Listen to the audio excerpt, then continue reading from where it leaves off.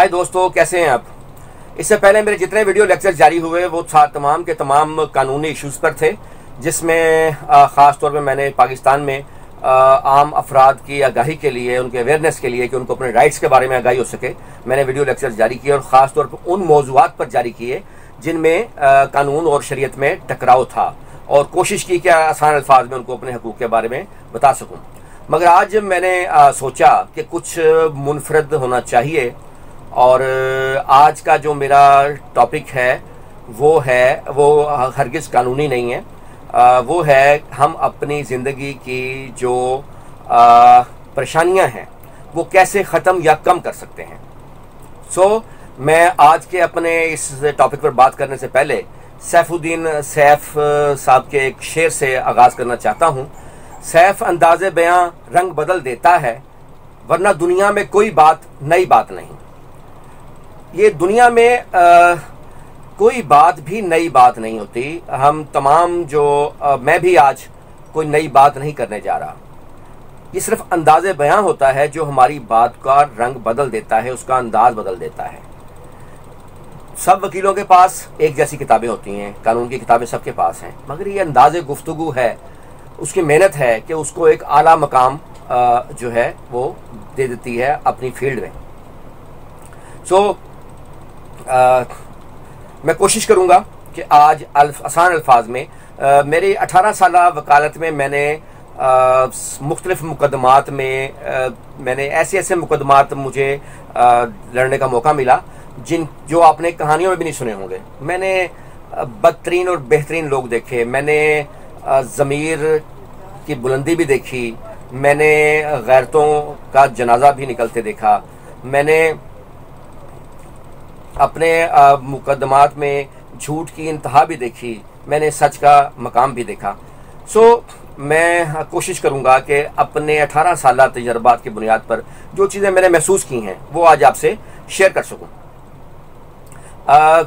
सबसे पहले मैं एक बुनियादी बात करना चाहूँगा कि मैंने बेशुमार मुकदमात में देखा कि 80% मुकदमात ऐसे थे कि ये लोगों की हमाकत की वजह से चल रहे थे। यानी अगर वो थोड़ा सा तहम्मुल से काम लें या अपनी अकल को इस्तेमाल करें तो ये बाहमी मुशावरत से ये चीज़ें सॉल्व हो सकती थी। उसके लिए उनको कई साल मुकदमात लड़ने की ज़रूरत नहीं थी।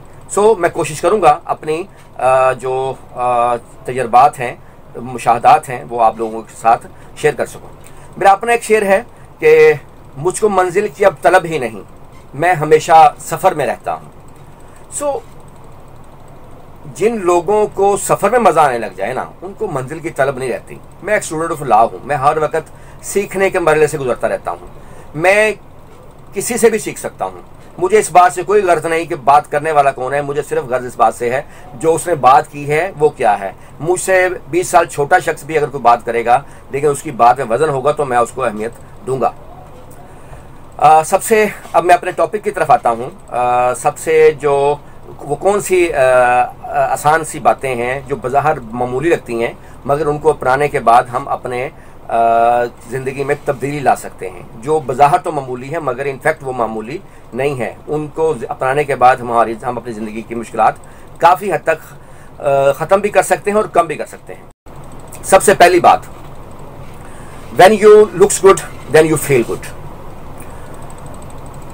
ये एक बुनियादी चीज़ है। अगर आप की शेव बड़ी हुई है, आपके कपड़े मैले हैं, आपके बाल बिखरे हुए हैं, तो फिर आप जो हैं रिलैक्स खुद को फील नहीं करते। लेकिन अगर आपने अच्छा ड्रेस पहना हुआ है, आपके बाल सही हैं, आप तैयार हैं, तो आप अपने आप को बहुत बेहतर और इजी फील करते हैं, आप काफ़ी रिलैक्स महसूस करते हैं। कोशिश करें कि अपने ड्रेस को हमेशा ठीक रखें। ज़रूरी नहीं कि कीमती ड्रेस पहनना हो आपने, अपने आप को बेहतर रखें। मैं जब वकालत में था तो मैं अक्सर डेली शेव नहीं करता था। तो एक मेरे क्लाइंट थे, बैंक ऑफिसर थे, वो मेरे क्लाइंट थे।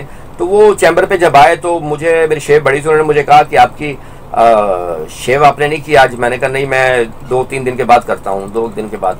उन्होंने कहा नहीं, आपकी जॉब ऐसी है कि आपको हमेशा फ्रेश होना चाहिए, आप डेली शेव किया करें। वो बात मेरी समझ में आई और उसके बाद मैं डेली जो है कोशिश करता हूँ कि डेली मेरी शेव हो। मैं अप टू डेट होके अपने ऑफिस आऊँ।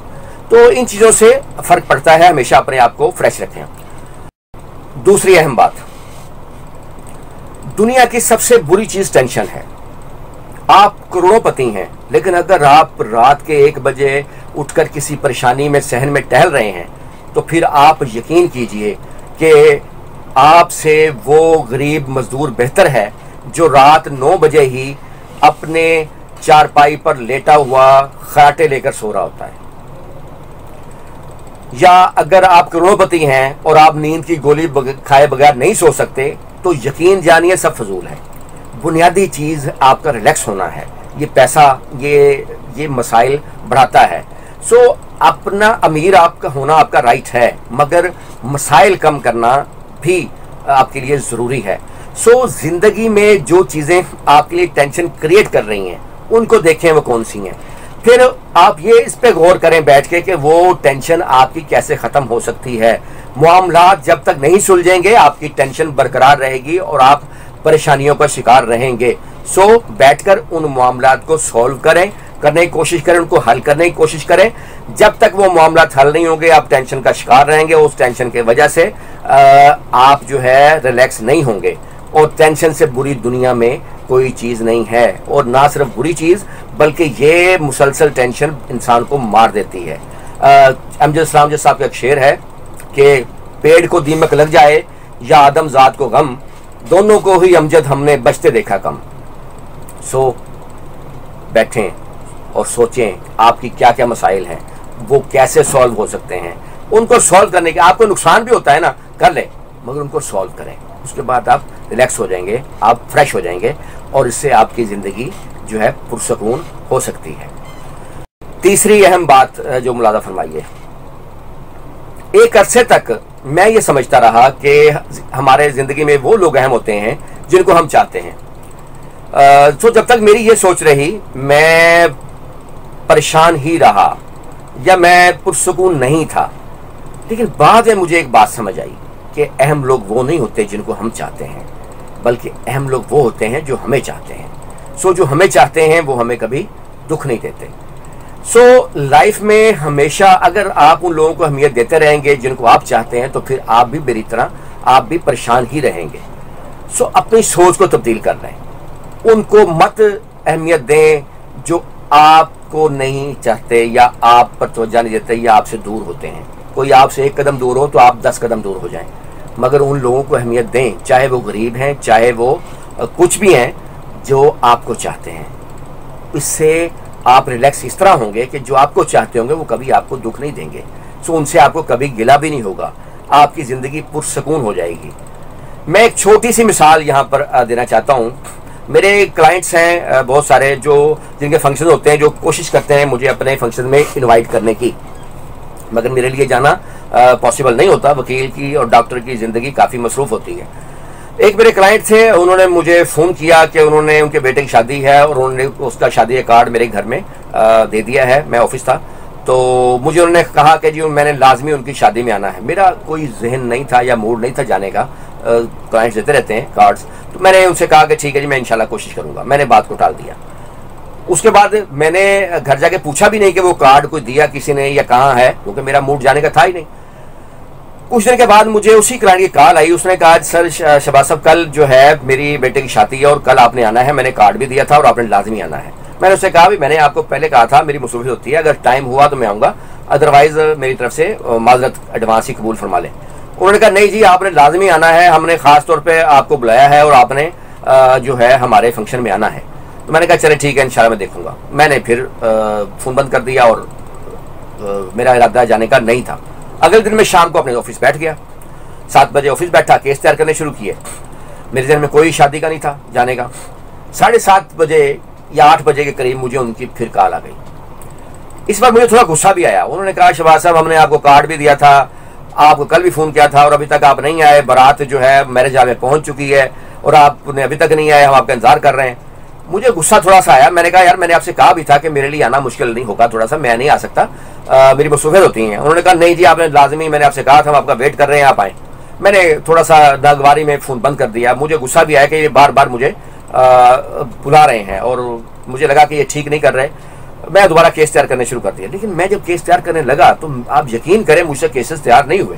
मेरे दिल में एक बात बार बार घूमने लगी कि लोग एक बार कार्ड देके दोबारा किसी को पूछते भी नहीं है कि वो कहाँ पे है, ना वो किसी को बुलाते हैं। और ये लोग मुझे कार्ड देने के बाद बार बार ना सिर्फ मुझे बुला रहे हैं बल्कि बारात वहां पहुंची हुई है, उस वक्त जिनके घर की शादी हो उनको होश नहीं होता अपना भी, और उस वक्त भी उनको मैं याद था और वो मुझे बुला रहे थे और याद कर रहे थे। बस मैंने एकदम उठा, फाइलें अपनी बंद की, अपने रूम में गया, मैंने 2 पीस सूट पहना, कार अपनी निकाली और मैं सीधा मैरिज हॉल पहुंच गया। वहां मेरा उन्होंने शानदार तरीके से इस्तकबाल किया, मुझे दूल्हा के साथ बिठाया। तब मुझे खास तौर पे एहसास हुआ कि ये लोग अहम हैं जो हमें चाहते हैं, सो हमेशा उनको अहमियत दें। चौथी अहम बात, हजरत अली रज़ी अल्लाह ताला अन्हु का मैंने कौल एक बार पढ़ा था जो सारी उम्र के लिए मेरे लिए मशाल राह बना। आपने फरमाया कि जो शख्स इंतकाम के तरीकों पर गौर करता रहता है उसके जख्म हमेशा हरे रहते हैं। अब यकीन करें इस एक जुमले ने मेरी जिंदगी बदल दी। अब मैं किसी के खिलाफ नफरत पालता ही नहीं। जब आपका किसी तल्लक अच्छा हो चलें, जब तल्लक अच्छा ना रहे तो हंसी खुशी अलग हो जाए। वो साहर लुधियानवी साहब ने क्या खूब फरमाया था कि तल्लक बोझ बन जाए तो उसको तोड़ना अच्छा, मोहब्बत सोग बन जाए तो उसको छोड़ना अच्छा, वो अफसाना जिसे अंजाम तक लाना ना हो मुमकिन उसे खूबसूरत मोड़ देकर छोड़ना अच्छा। सो जब आप समझें कि आप किसी के साथ नहीं चल सकते तो फिर उस तल्लक को वहीं बाहमी रज़ामंदी से ख़त्म कर देना चाहिए और रास्ता अपना मोड़ लेना चाहिए, बजाय इसके कि आप एक दूसरे के खिलाफ हों, आप उसके खिलाफ बातें करें, वो आपके खिलाफ करें। हम अच्छे तरीके से जुदा क्यों नहीं हो सकते? जो वक्त अच्छा गुजरा हो उसे गंदा नहीं करना चाहिए। मैं अक्सर लोगों को देखता हूँ, बड़ी अच्छी दोस्ती मोहब्बतें, घूम फिर रहे हैं, सब तल्लक होता है, लेकिन बाद में जब इख्तलाफ होता है तो फिर वही एक दूसरे को गालियाँ दे रहे होते हैं, एक दूसरे के खिलाफ बक रहे होते हैं। ये नेगेटिव सोच है। और मजीद ये कि जब तक आप अपने मुखालिफिन के बारे में सोचेंगे आपके जख्म हमेशा हरे रहेंगे, आप कभी फ्रेश नहीं रह सकते। तो छोड़ दें, अगर आपसे किसी ने ज्यादती की है, कोई जुल्म किया है, वक्त खुद इंतकाम लेता है, उसको आपने उसको जो है इग्नोर करते हैं और आगे चलें। जिंदगी आगे बढ़ने का नाम है। अगर आप वहीं पे रुक गए कि इस बंदे ने मेरे साथ ये किया और उसने ये किया और मैंने इंतकाम कैसे लेना है, फिर आप कभी आगे नहीं बढ़ सकते। हमेशा सोच को पॉजिटिव रखें। दुनिया में इंसानों की 2 ही किस्में हैं, वो या वो लोग जिनकी सोच नेगेटिव है या वो लोग जिनकी सोच पॉजिटिव है। सो हमेशा अपनी सोच को पॉजिटिव रखें, आप बेहतर फील करेंगे। और छठी अहम बात, हमारे जिम्मे जो काम होते हैं जब तक हम वो काम ना कर रहे हैं वो हमारे सर पे सवार रहते हैं। खासतौर पर मेरे साथ ऐसे होता है, मैंने 5 केस तैयार करने, 6 केस तैयार करने, मैं जब तक वो केसेस तैयार ना कर लूँ या मेरे जिम्मे कोई और काम है, मेरे सर पे वो सवाल घूमता रहेगा, वो काम घूमता रहेगा। मुझे पता होगा मैंने वो काम करना है, लेकिन जब मैं वो काम कर लेता हूँ तो मैं रिलैक्स हो जाता हूँ। सो आपके जिम्मे जो काम है, आपकी जो जिम्मेदारियां हैं, उसको जल्दी निभाने की कोशिश करें। जैसे ही आप उसको निभा देंगे आप रिलैक्स हो जाएंगे, आप बहुत अच्छा फील करेंगे अपने आप को। और एक और आखिर में एक और अहम बात जो मैं करना चाहता हूं वो ये है कि अपनी जिंदगी को बोर मत होने दें। मतलब जो आपके काम का वक्त है वो काम करें, आप उसको भरपूर टाइम दें, लेकिन जब आपका काम का वक्त नहीं है तो फिर आप अपने जो आपको मुशागल हैं आप इनको एंजॉय करें। काम का वक्त काम को दें मगर तफरीह का वक्त अपनी तफरीह को दें। आपको जैसे ही मजा आता है, आप क्रिकेट मैच देखना चाहते हैं आप वो देखें, आप मूवीज को अच्छी लगती हैं वो देखें। इबादत में सुकून मिलता है, इबादत नेक काम करके हम रिलैक्स फील करते हैं, वो हो जिस चीज में आपको सुकून मिले, आप रिलैक्स हों, आप करें। आप उससे आपकी टेंशन्स कम होती हैं, खत्म होती हैं। अपने लिए टाइम निकालें। जब तक आप ये नहीं निकालेंगे आप परेशान रहेंगे।